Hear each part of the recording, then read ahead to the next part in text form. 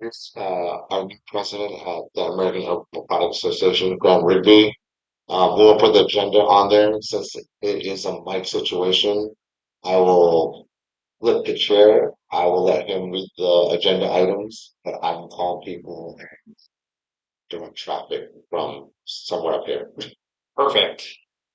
Yeah, good morning, everyone. My name is Graham Rigby, the new president and CEO here of the American Herbal Products Association. Very excited to be here. I've been with Wilson and 30,000 of our closest friends in Las Vegas for the past 30 days, so my voice is certainly struggling. Lots to talk about, obviously, with Chinese herbal products as well as supplements in the industry writ large today. I will project the agenda. We have several folks on the Zoom here as well, including our staff liaison, Jane Wilson. I have a sign-in sheet, thank you. We want to go around the room real quick and do quick intros, and then we can get some intros from folks on, and then we can go ahead and get started. Does that sound good to everyone? Sounds good. Starting with the show, your phone and starting with skin, coming down to the move very to very hot. Yeah. Oh, no, it's not all the time. Yes, more than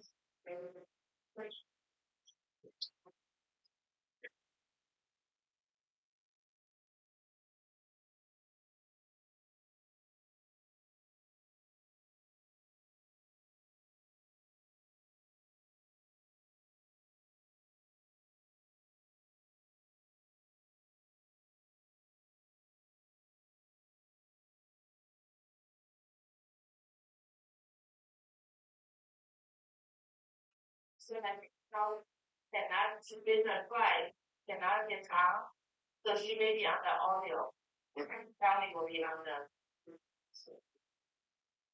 So like creator company, British Jacob, Pacific Biologic, Bill Martin or seven, but we're gonna try it. See something else because speaking of that, Bill Martin or seven. Yep, right. Let's just ask them here literally and figuratively. And what is this is cultivate solution, which is KBC and it is distributed for neuroblast and reduce nerves. Amortized KBC errors. Rosemary time KBC errors. Good morning, everyone. Marilyn Alley, Maryland, Motion Council, and Motion Rate. Boy, it's hardly a lot for kids.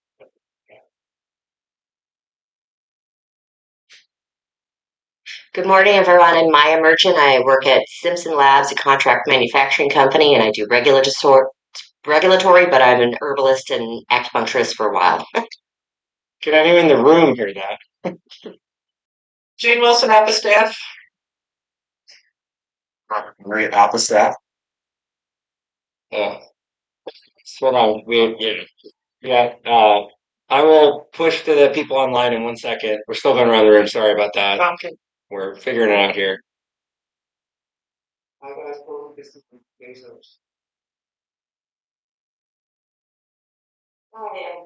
I'm going to be surprised for Canada. We're going to be studio North Bar Concerts. Stand, same, surprise for Canada.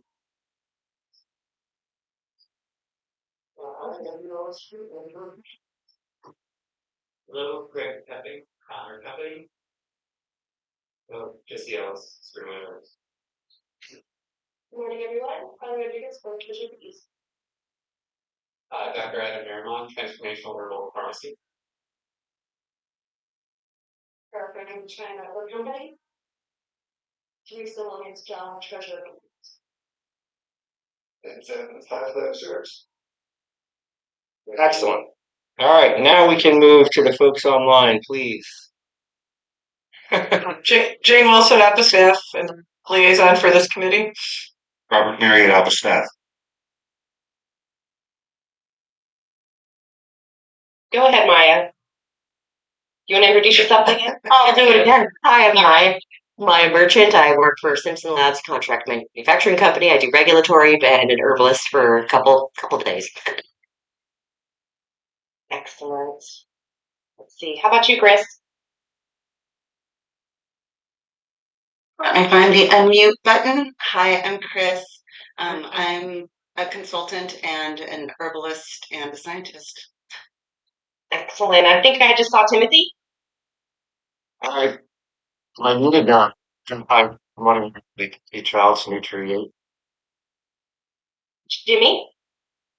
I am Jimmy Theus. I'm the COO at Dragon Herbs. Excellent. And Nessa. Good morning, everybody. I'm Inessa, and I'm with Timothy at Treasure 8. Excellent. Kim.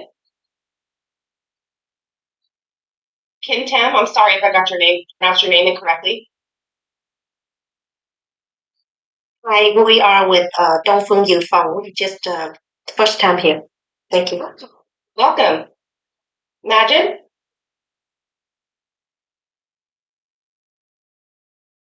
Yes, Majid Sharaf, ES Consulting Group. Thank you. Matt. Matt Harrier, Future Nutra. Paul. Yes, I'm Paul Bates. I'm with UST Manufacturing and now Somafina in Layton, Utah. Excellent. I think I got everybody. If I didn't, please unmute yourself and make an introduction. I'm Alexis Durham with AHPA staff. Thank you all for being here today and for your understanding around our unique technical challenges today. Awesome. Could you guys hear? You could? That's fantastic. So I think we can hear you guys. We figured that part out. The AV guy has completely ghosted us.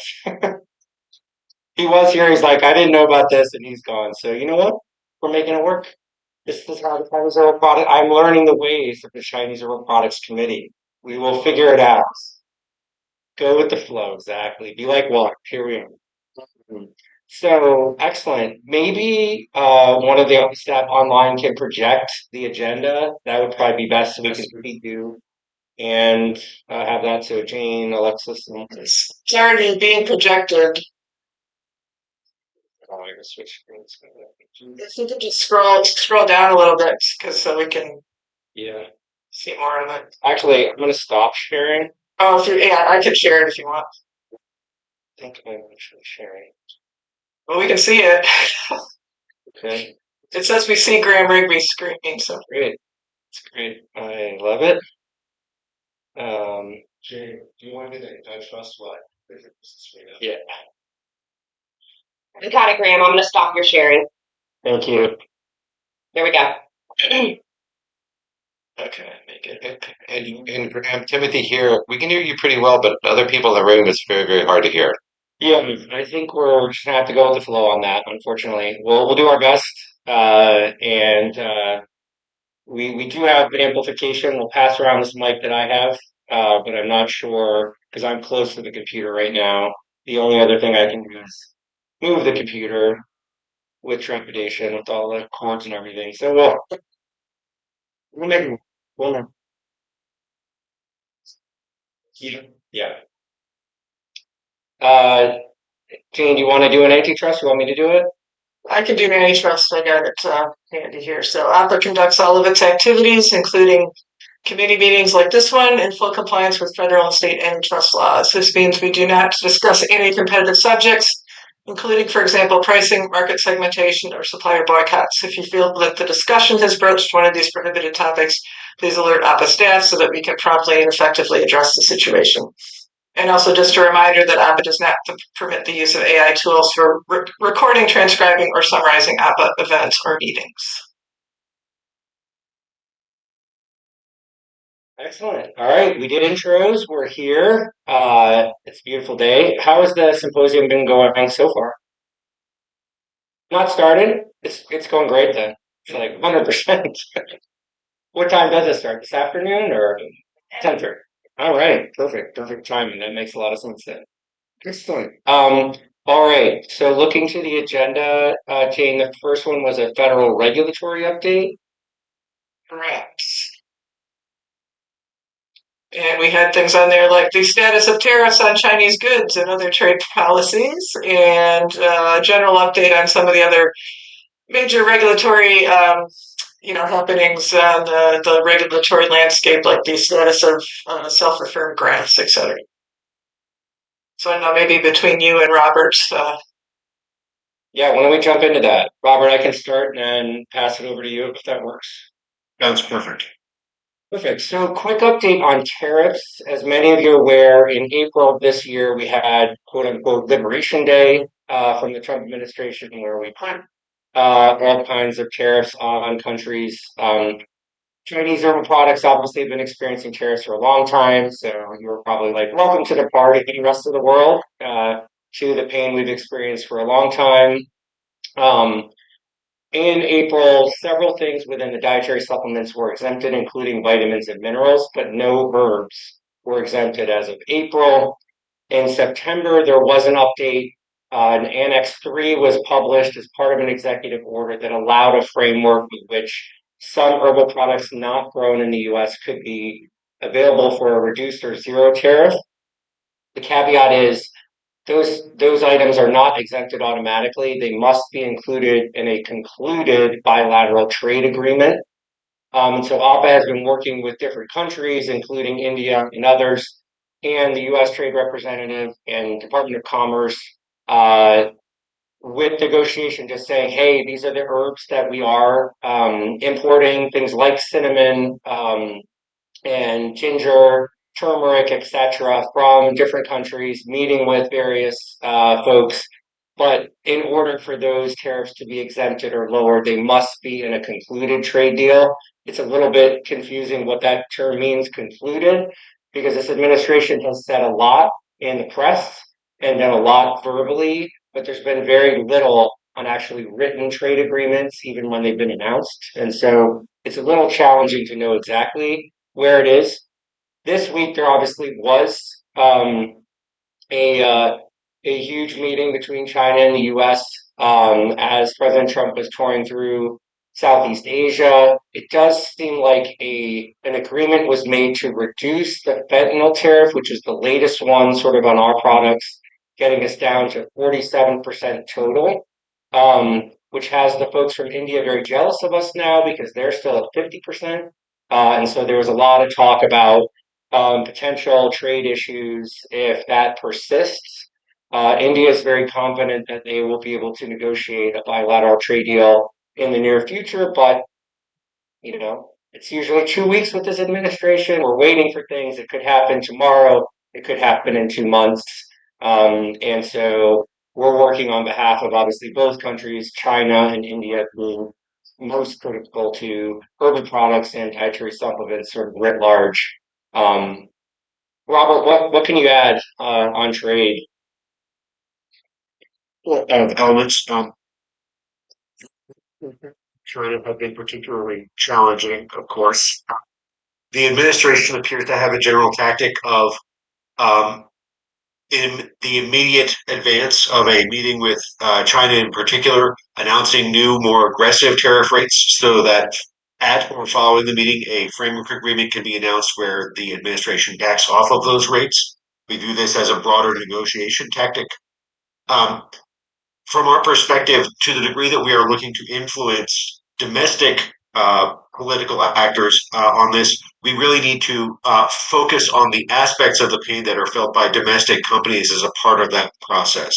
So part of our goal has been to create a narrative regarding how costs are affecting U.S. consumers, because for the folks on the U.S. side who are saying these tariffs, that's what they ultimately care about. And that's the way that we're going to be able to get relief for folks at all parts of the supply chain.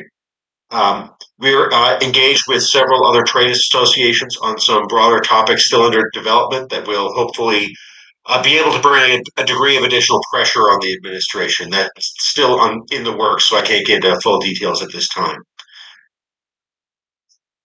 Excellent. Thank you, Robert. I think a couple other things to build on here. The U.S. Trade Representative has been open to hearing. They understand that there are herbs that don't grow in the U.S. They understand that companies like yourselves have to import them. They've been particularly frosty, which is on brand for President Trump, with China. They haven't really opened the door too much to talk about China. There's been sort of a literal and figurative brick wall we have submitted, we have talked about a lot, and obviously, like cinnamon and others, are in Annex 3. The challenge again is that in any bilateral trade agreement, in order to get relief on those, they would have to be noted in a China-US deal. And so we continue to kind of ideate on that. If you're sourcing from other countries, sourcing, herbs, definitely let us know. We continue to do ongoing outreach to embassies and to talk with foreign governments about the inclusion of these botanicals that don't grow in there. And we'll continue to kind of provide updates through normal APA channels on this. Next week, on November 5th, the Supreme Court is hearing a case on the national security tariffs in particular and the use of President Trump's tariffs writ large from Liberation Day. I've noted for any literature or history buffs that November 5th is Guy Fawkes Day, and it's sort of ironic that that is the day that the Supreme Court is considering something that would be explosive for President Trump. He sort of mentioned this. This is a signature piece of President Trump's agenda. When we go and meet with the White House, when we've been with these agencies, it is very clear that they believe wholeheartedly in tariffs. They're not really open to arguing free market economics or anything like that. They firmly believe that the tariffs in the first Trump administration failed because there were too many exemptions. And so that's why there are all of these sort of rules and hurdles that we have to jump over to try to get relief, even for things that they've all admitted. You've heard Secretary Lutnick of Commerce talk about bananas and coffee, and yet those items still, despite being recognized, in addition to our herbs and others, still have these higher tariff rates. And so it's just indicative of their approach. The other thing I would say on tariffs, just so everyone is aware, there are other levers that have not been pulled historically, but that the Trump administration can do. I did not expect in January of this year that I would be becoming a trade expert in my free time. I've made lots of friends who are ex-CBP people. We have lots of resources now at APA to understand what could come next. One thing is there are other sections within the trade laws that can be put out. One in particular is called Section 122, which is specifically for trade imbalances, which is a lot of what the Trump administration, I think, is trying to address here, less national security issues. Those tariffs, however, have the advantage to industry of they are rate limited in amount and duration. And so they can only be up to 15% and only for up to 150 days.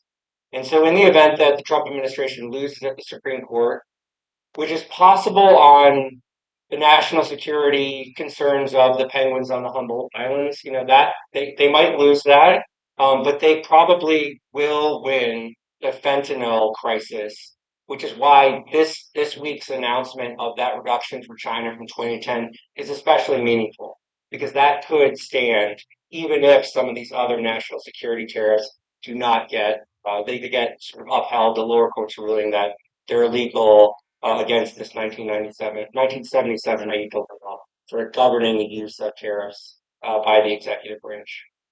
And the reason that is a law is because many presidents before Trump have abused tariff policy. So he's not an innovator and a pioneer. He's just playing the old hits from Nixon and others that used it at new levels. He's obviously taking it to higher places than others have had, but this is a tactic that the executive has used before, and that's why there is significant law that's being discussed here at the Supreme Court next week. Hopefully, we'll hear something on that before the end of the year. We'll definitely keep you updated.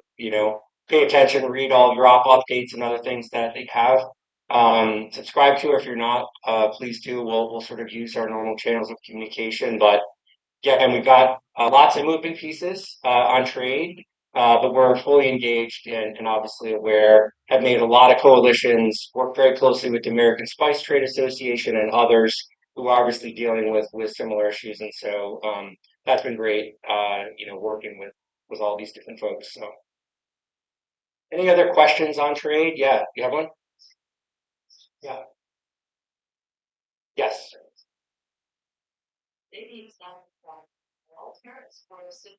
Good question. Yeah. Question for the folks online was if something is in Annex 3, does that mean that they're exempted from all countries or just one? Excellent question. Again, to this hurdle and degree of difficulty, being on Annex 3 does not mean that you're exempt or zero at all.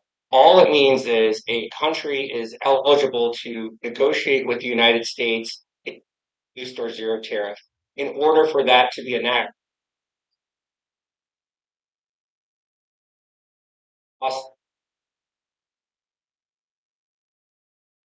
The audio's breaking up for us. Can maybe provide a bit more outreach on this, Graham? Would that be all right? We've lost our audio.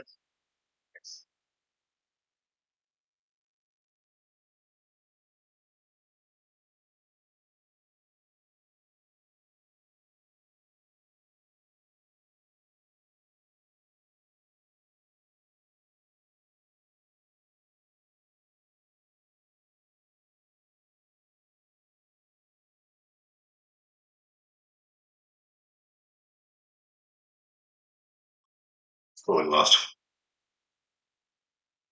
As part of follow up to the committee on this meeting, Jane, it might be good to relink folks to that tariff toolkit. Yeah, I can add that into the notes. Perfect. hey guys, we're back. Excellent.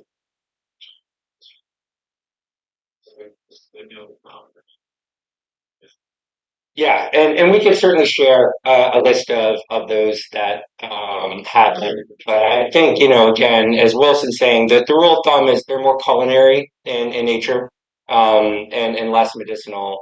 I think the closer that things have been to pharmaceuticals or even preparations, are missing. Like turmeric is in Annex 3 or cinnamon is in Annex 3, but cinnamon extract is not. Which, again, we go and petition with logic and reason and say, please explain. We need more of this unavailable natural resource to make that. So we're doing a little best to ask all those right questions. And just as important, we're empowering other governments to ask the same questions. Those trade delegations, obviously, they're for their vendors and their industry, they want access to American markets. And so that's been a tactic for us as well. Good question, though. Any other questions on trade before we move on to what's little happening in the government? Nothing happened in 2025 on the federal side.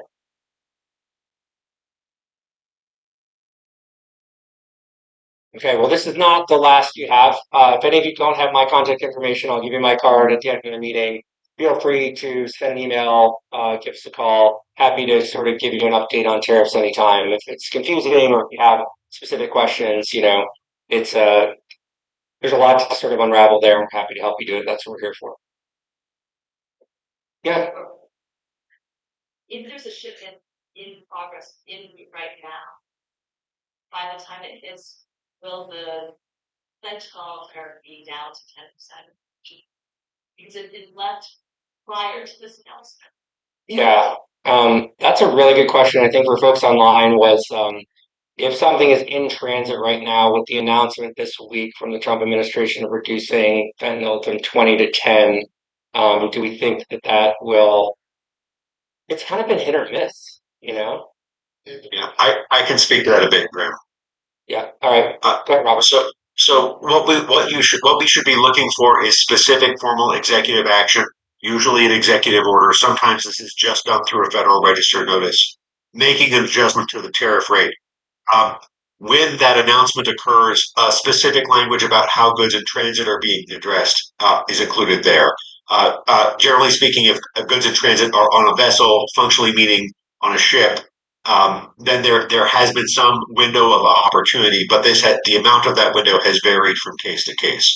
I recommend keeping an eye on the White House website, keeping an eye out for AHPA updates. I try to provide updates specifically on resources not made available through general press coverage. Also, if folks are not aware of it, AHPA has released the tariff toolkit, which provides some general resources and information about different aspects of the current tariff situation, resources regarding the classification systems in play. And I think the only other thing to be mindful of is when Japan announced their deal on September 4th, one of the things they smartly negotiated was a clawback of the previous 4 weeks. And so it was now September 4th, anything at August is availed of this lower tariff. And so that's another possibility. Yeah. Yeah. Good question. Yeah. Oh, yeah. So I think, another piece that we know the USTR and CBP have been uh, mindful of, this was talked about a lot at Supply Side Global, is the idea that, countries may be shipping goods or vendors may be shipping goods from one country to another now that Vietnam might have a lower rate, or Malaysia might have a lower rate. And I think there is strong indications that the administration will start to dissect the percentages of ingredients where they came from, how and what that looks like. But I think if you're thinking it's a great idea to maybe move goods through one of these, transshipping is absolutely a focus and priority. We've heard that from CBP in particular.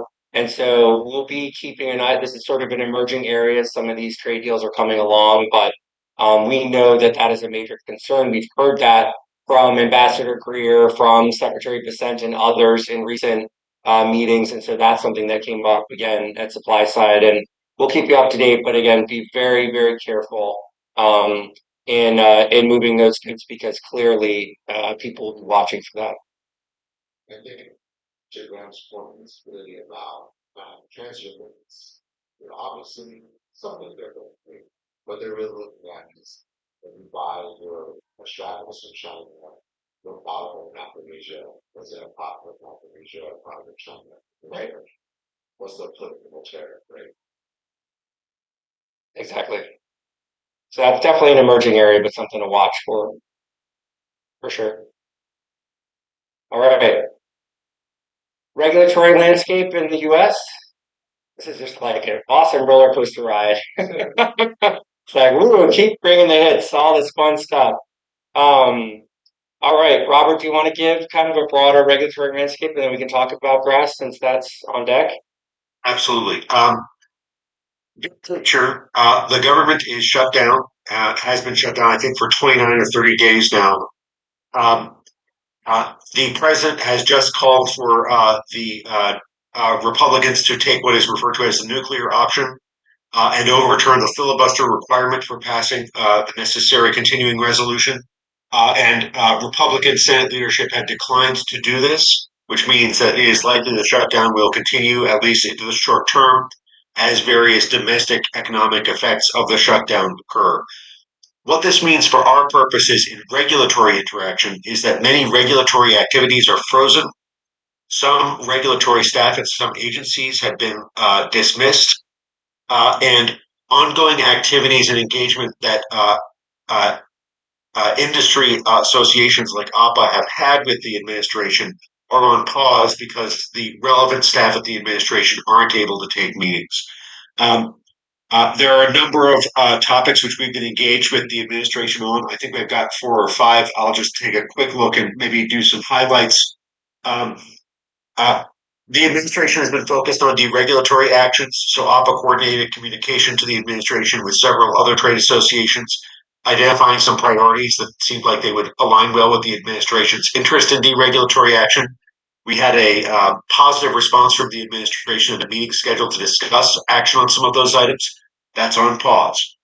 We separately engaged with the administration through a particular trade association, NPA, in order to work on one of those topics in particular, regarding the regulation of where and when a DSHEA disclaimer is required on product labeling. We had a meeting with the administration with NPA. There's some additional work that needs to be done there as well. That work is also on pause because of the shutdown. We've also been engaged with FDA to specifically address inconsistencies in inspectional requirements regarding when and to what degree specifications are required, especially for finished multi-ingredient botanical products. This is a complex regulatory topic that winds up cutting at internal divisions and siloing at FDA. But we finally started to make some major headway, in no small part because Graham has successfully met with some of the leadership in the inspectorate through the SoCal Dietary Supplement Consortium meetings. Very promising stuff. That's a very long-standing issue, and I'm very excited to work on it. Again, paused by the shutdown, so we'll keep you updated once the shutdown moves back into play. There's another action, though, that we were not particularly looking forward to, and that we were expecting to be working on right this week. The administration has indicated an interest to, in some way, limit or end the self-GRAS pathway, or as they call it, the GRAS loophole for conventional food additives. Also, obviously, a pathway to market for dietary ingredients. This has been highly controversial. There are open questions about the legal authority under which the administration can do this, but all signals were that the administration was prepared to issue some form of statement or action on this topic by the end of October. Again, the shutdown appears to have put this on pause, but this is an especially hot topic with major consequences potentially aligned for both the conventional food industry and the dietary supplement industry. So we are on tenterhooks waiting to see what the administration proposes here, and so that we can respond accordingly. I think one thing to bear in mind, this is a topic for the administration and for HHS leadership that is mostly focused on conventional food additives. Dietary supplements are sort of caught in the crossfire here. Uh, to the degree that the administration takes action and actually changes policy or the pathway to market, two things to bear in mind. First, it is very likely there will be immediate litigation on this subject from the conventional food industry and some of the related parties, which may delay the actual going into effect of any action the administration proposes. Second, there is going to be increased pressure on other pathways to market if there is some form of limitation on the GRAS pathway. So, in particular, AHPA is engaged with others to look at ways to shore up and ensure that there is a clear protection for things like ODI as a pathway to market for those dietary ingredients which use ODI as a pathway. Um, some of those conversations are also on pause in the shutdown. Some of them are continuing to be ongoing. Um, this is a good time to take stock of and look at the documentation you have on hand for the dietary ingredients in your portfolios, because this is likely to come in some form. And even if the administration is not able to take action, the widespread national ideological push that has come from the MAHA movement in alignment with HHS means that there is increased attention on the safety and concern regarding contamination of many dietary ingredients. So this is an area where it's worth taking stock of your supply chain, of your ingredients, of your documentation in advance of direct pressure. Just out of curiosity, does anyone in the room use solvent grass or any of your products? I think probably not. ODI substantiation or a regulatory pathway. Yeah, typically. Yeah. Which makes this asking the audience more, we can talk further about it, but I kind of figured. And then certainly for new dietary ingredients, that's another area that has been topic of debate for a long time since Dan Babacan was at FDA and put forward the guidance several years ago, a decade ago now. But I think innovation and the flow of ingredients that help promote health and wellness among Americans is obviously the major focus here. So we'll be looking at all pathways, and then certainly if there are Chinese herbs that are not on the published ODI list, that would be something that we'll look at. If there are any that you feel you're using that obviously qualifies an old dietary but isn't on that list from 2000, that's something that we are working UNPA and other trade associations. FDA has said they're interested in an updated list. You know that we didn't get a list. There's some understandable and valid feedback that we don't want to give a comprehensive list so that we forgot one, Chinese herb, and all of a sudden that's an NDI. So we'll be very careful with that. But I think it would help us in information gathering if you have any that if you looked at that or it's like, hey, this is definitely an ODI, but it's not on that original NFA UNPA off list. We would love to know that. So please, could you share? Part of the reason that is that we're talking about that old list. One question, one second. Sure. That's common first mission. Yeah, I mean, I think it's an ongoing project right now. So I would say within the next few weeks, certainly not by today or anything. And we could put out a note for that, but it's just something given that's the critical pathway. Again, makes total sense. For members of this committee and your products, we'd love to know. And we can also circulate that old OPI list if you don't have that handy. This is a I'm sorry, Robert, one second, we can't hear you. It was, yeah. That's right. Yeah. And Apple was part of it, yes. I think it on the top the logo says UNPA, but at the bottom in small print it says NNFA, AHPA, and all the people that sort of contributed to it. So Wilson just asked, wasn't the list can be truncated to allow flexibility? And the answer to that is definitely yes. Um, and I think even when I've talked with Carol Welch, who runs the Office of Dietary Supplement Programs on this topic recently, I have said specifically, will you agree that this will not be a complete list? It will be a better list, but that there may be some herbs or things that we don't include on that are, valid ODIs. And she said, yes, so I think we will continue to do that, but I think it's a very valid concern. What we don't want to have happen is an investigator come into your facility, say, here's the list. You have this Chinese herb that's not on it. That's an NDI. We don't want to give them a simple pathway. So we're very mindful of that. It's a fair call out, Wilson. Thank you. Yeah, this is speaking to why this 2.0 would be important. Um, the old ODI list is kind of in a gray area. We know and have been told directly that FDA consults the list and relies on it in some contexts, but they've never formally accepted the contents of the list as definitive, and they have always been free to second guess it if they feel they have good reason. So if we're able to get a structure that they formally agree to in some communication, that places us on much more stable ground, especially as other pathways to market are under attack. Yeah, and I think one comment, and we'll definitely get to both your questions, that we do not have approval by the AHPA board, to be clear, to participate or publish this list. The one thing to keep in mind is that it's been a long time since that list was published, and there may be herbs in commerce that you're using now that weren't on the list because they weren't popular in 2000, but they have become popular, but still, qualify as an ODI. And so it's a fluid state, but we want to at least participate and understand what's happening, so we can at least know there are definitely some trade associations that are very bullish on this and want to work with FBI. So we don't want to not know what they're doing, so we can keep you all apprised of what's happening. Oh yeah. Maybe are in there, and then what's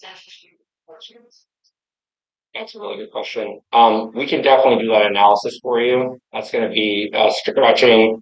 I don't know if anyone online knows that answer. There are hundreds of ingredients on the OBI list. There are definitely some Chinese herbs, but I don't know if it's like a strong percentage. What would you say?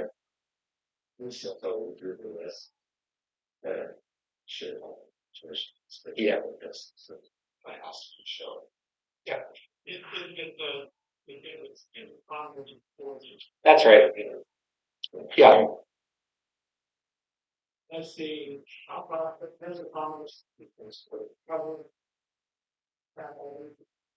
It does. The original printing from 1992. Yes. So I think that's another good clarification. The question was, does Herbal Commerce cover this? So the definition of an ODI is what was marketed in the U.S. as a dietary supplement prior to the passage of DSHEA in October of 1994, which DSHEA is now 31 years old. Yeah, it's a millennial. So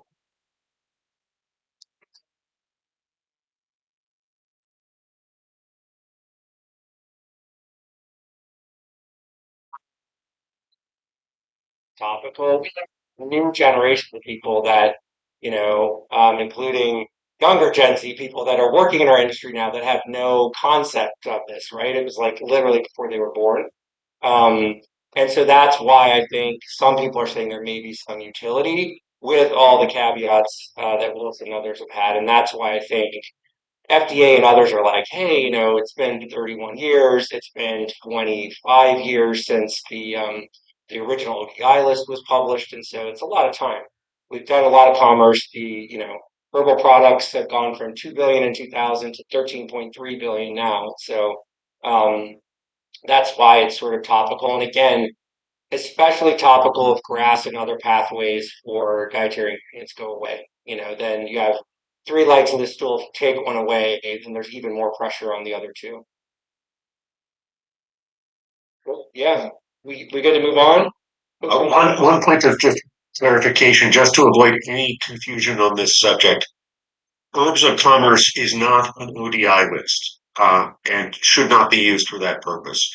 It's specifically incorporated in federal regulation as a nomenclature standard to the degree that a dietary ingredient is considered a valid dietary ingredient. But at least the first version of Herbs of Commerce had some stuff in there that definitely wasn't considered a valid dietary ingredient. It was really only scrutinized for the consistency of the nomenclature. I think as you build your files, I would highly recommend you have multiple, items pointing to, and if you need help with that, AHPA has lots of files on NDI, ODI ingredients, etc. And so that's definitely fair. Good clarification, Robert. Um, so coming from industry, I can say that some people do use words of commerce as one of the pieces to say, hey, it was least recognized, and then I've got this other piece that shows that it was marketed. That's helpful, definitely. All right, should we move on to, hey, let's keep the hits on coming. California Prop 65. Wow, this agenda is just action-packed with half the stuff. Let's go. Awesome. Jane, did you want to give an update on Prop 65? Yes, I'll take handle this bit. But before we leave the federal thing, I want to note to everybody that Christine Chang has circulated a link to a bill that's been introduced that it has as its subject matter donkey hide glue, the jow, that this committee has occasionally discussed. We haven't had a chance to take a look at that yet, but that's something, I don't know if we can have any effective discussion about it today, but it's something that staff can look at and communicate with the committee about. So just another federal thing going on to add to the list. So, but Prop 65. So aflatoxins are a chemical that have been listed since 1988, and we've only recently seen some notice of violation activity that started in August. There were 6 NOVs filed and another 10 last month in September. So there are now 16 NOVs. They're all pretty much from one private plaintiff. And they target a variety of different products. Some are kind of spice blends. I think there's a paprika, and then there's some nut butters. Seem to be the things that are being targeted so far. But obviously, aflatoxins are a chemical that can impact a lot of other different herbal products. So anything that maybe is a root product of origin, you might want to just be aware of this activity. And currently, there's no safe harbor level that would, be a level below which, if your product's tested, that they would be exempt from having to do a Prop 65 label. And being compliant with the federal limit of 20 parts per billion that FDA has does not ensure that you would then also be compliant with Prop 65. So we wanted to just raise this as something new that we're seeing under Prop 65 in terms of some activity. And obviously, there had been no activity for this particular set of chemicals for 30 odd years until somebody decided, hey, let's test for this, and this is a new area that we could go after. So, anybody have any questions about that?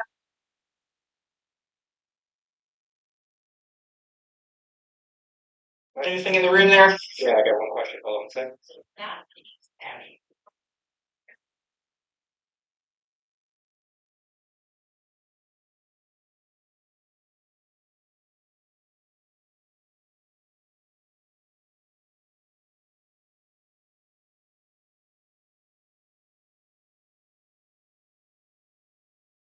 The question is, do we need to list or be concerned about aflatoxins for just nuts and, the products you mentioned, Jane, that are typically prone to aflatoxins and not leaves or others where they're not a known threat?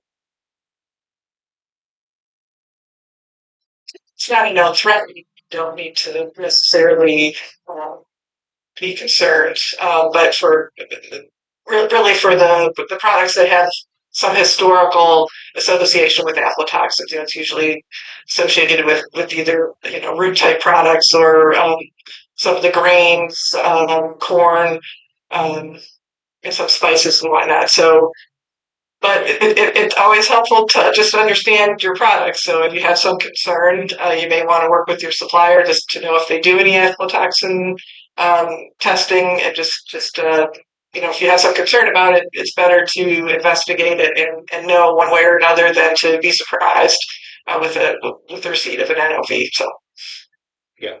Well,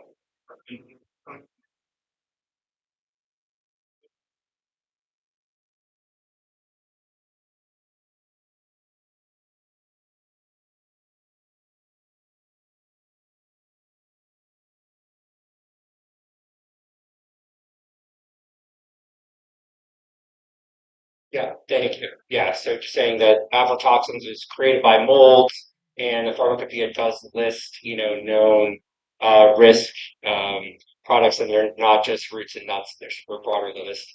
I think wild mushrooms are another one that you certainly know are subject to mold and aflatoxins. So good point. Yeah, thank you. Okay.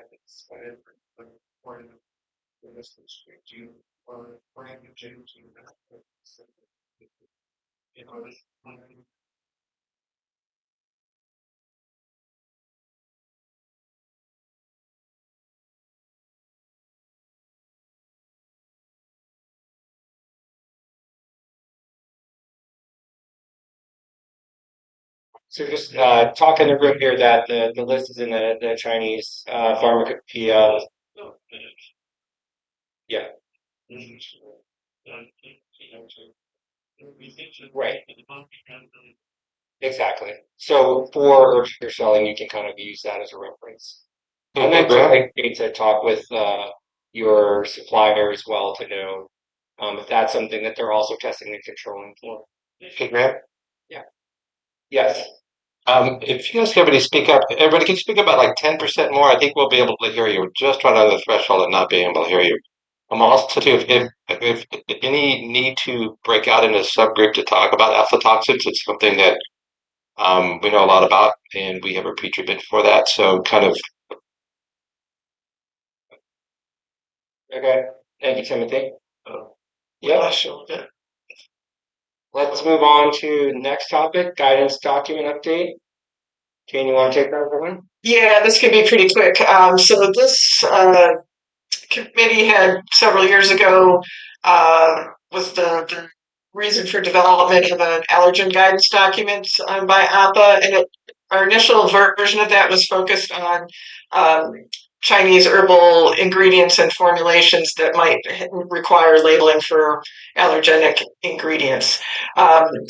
There were some revisions to this. Obviously, they added sesame a few years ago, so we did an update.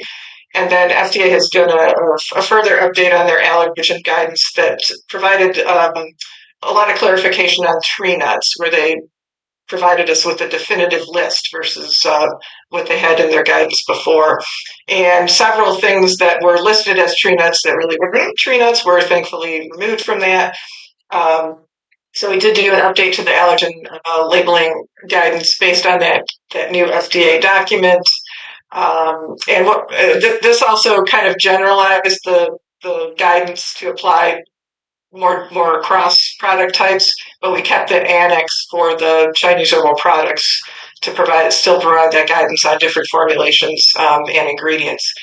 And because of the revisions to the tree net list, we were able to take off a few things like lychee and ginkgo were no longer listed as tree nuts. So any formulations with those were deleted from the ones that might need to be labeled as allergens. But that has been finalized over the summer, I think it was. So if anybody needs a copy of that, you can get it from the AHPA website. But happy to answer any questions on that might be in the room. Question in the room, Jay.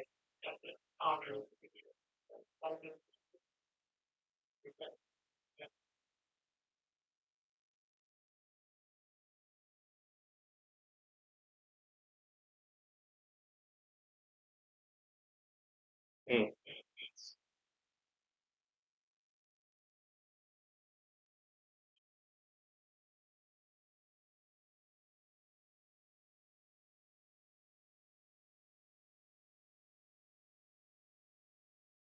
Yeah, as a processing adjunct, yeah.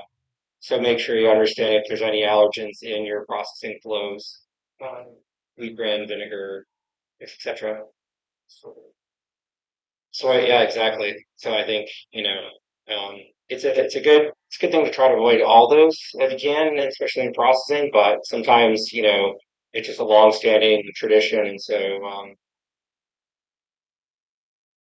oh well, there you go. Gotcha. Excellent. Good to move on to Penelope Turano. And these next couple of things have been on our agendas for a long time. I don't know if there's any specific updates on these, but we kind of just keep them pinned there. Do you want to talk about Amazon and Yeah. Absolutely. So, as I suspect most folks here know, we've had some back and forth with FDA in the past regarding the treatment of Pinellia ternata on its own as automatically assumed as adulterated with ephedrine alkaloids. We resolved that with FDA through the receipt of a communication from them. Let me see, I've got it pulled up right here.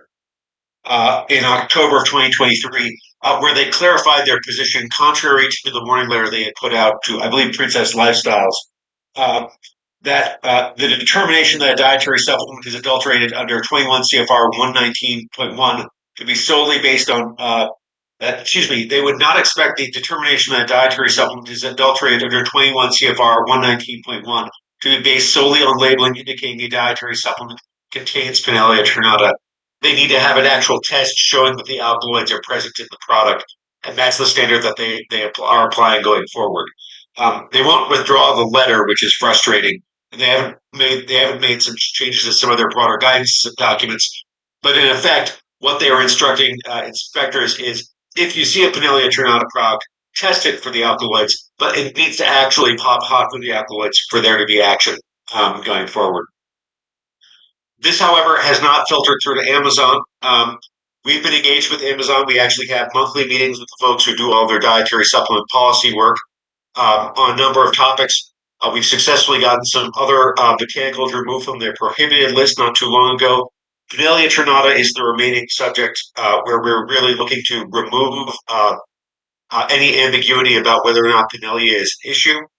Um, uh, the way that we've left it is that we gave them all the necessary documentation, and that documentation is now filtering through the labyrinthine maze of different offices and compliance experts and attorneys at Amazon, which make these decisions. So we're waiting to hear back from them on that. We're hoping that we'll get a resolution of that situation soon.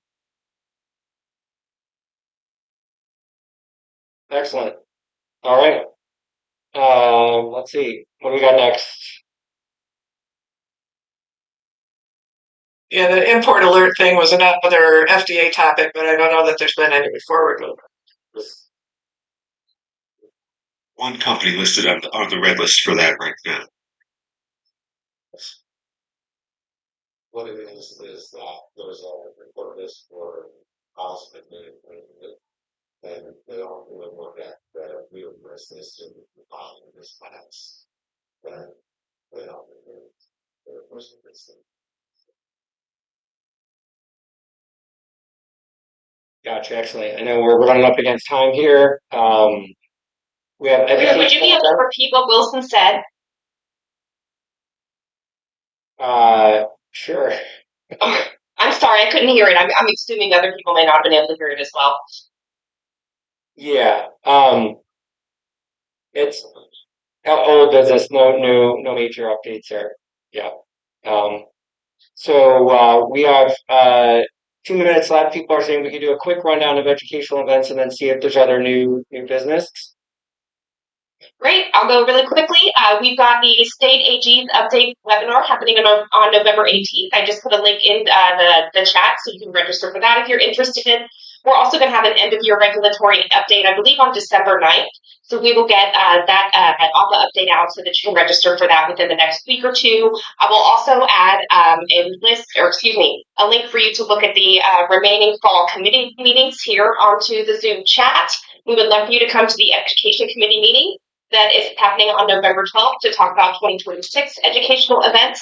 And we would also love for you to come to the Botanical Congress that is happening in September of 2026 in Portland, Oregon. So we will also get an update out to you so you can save the date for that next year. That was quick. Thank you.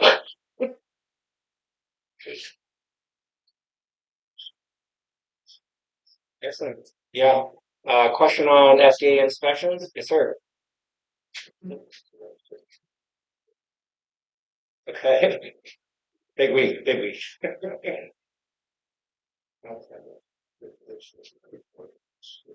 Yeah.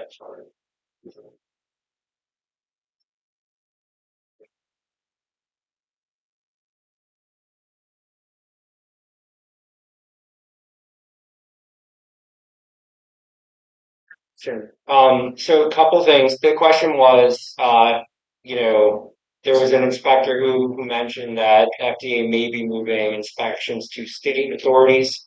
There's a couple of updates on this. One, Doge wiped out about half of the FDA inspectorate. There was a presentation in June where we went from 206 to 106. We had a lot of member companies say last week that they're getting inspected, but having 3 or 4 new folks coming to be trained to try to make up that gap. On the food side, we've heard from the spice folks that states have been really ramping up their inspection activity on this. The problem with state inspection is that they do not cover any of 111. And so it's just basic food inspection facility. It has nothing to do with obviously any of the dietary supplements and GMPs. So the other thing that's happening on the inspection front is there's a pilot program that FDA is looking to announce, and then the government shut down. But that we've been invited to participate and give feedback on for third parties to sort of start to look at inspections. It's very new. It's very sort of emerging, but I think there's a recognition that a very small percentage of facilities are being inspected. Now we have less inspectors on the federal side, and so there's a few things sort of happening on that front. Certainly, we have seen some states. I think we've heard of like 1 or 2 happening here or there, but it does not seem to be a push. And certainly, when I've talked to the dietary supplement expert Siobhan Taylor at FDA, she flags that they prefer not to do that because it's just half inspection. It's not a full inspection. So I would look for this third party piece to be a bigger potential, sort of buffer addition to FDA inspections. There are equity issues with that solution. Obviously, if you've got $40,000 lying around to have NSF come and inspect you, it's very good. Some of you may not have that, or you might have other priorities for 40 grand. So we want to engage with the government on that. We're here to represent small and medium as well as large business that could easily pay that. And then what are the ramifications for those? But it's an emerging thing. We were supposed to have a meeting, as Robert mentioned, and then the government shut down. But that would be something that hopefully this weekend, the government reopens and we pick things back up. But who knows? One more factor, just to be clear on that. My understanding of that pilot proposal is that that would be specific to U.S. domestic inspections. Yeah, exactly.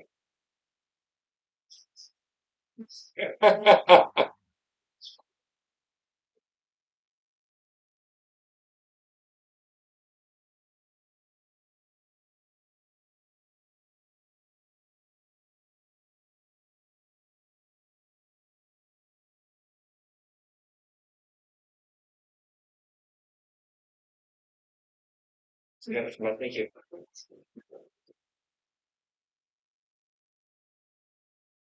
This room's available too, so I can just hang out here. And happy to come by and do any of that. It's great to meet you. Thanks for the welcome this morning. We're here to work on your behalf. Obviously, I've got lots to learn, and but very excited and appreciative of all the engagement you're bringing. So, awesome.